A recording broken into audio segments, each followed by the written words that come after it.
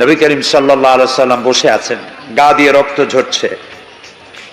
এই অবস্থা দেখে তায়েফের এক লোক দৌড়াইয়া তার বাগানে চলে গেল, আঙ্গুর বাগান, বুখারীর হাদিস। আঙ্গুর বাগান থেকে এক গ্লাস আঙ্গুরের রস নিয়ে এসে রসুলের হাতে দিলেন। 3 দিনের না খাওয়া রসুল, 3 দিন ক্ষুধার্ত, তৃষ্ণার্ত, ক্ষতবিক্ষত, জর্জরিত, নিষ্পেষিত, নির্যাতিত। এক গ্লাস শরবত হাতে পেয়ে বিসমিল্লাহ বলে শরবতটা পান করলেন। জিজ্ঞেস করলেন, তোমার নাম না আত্তাস?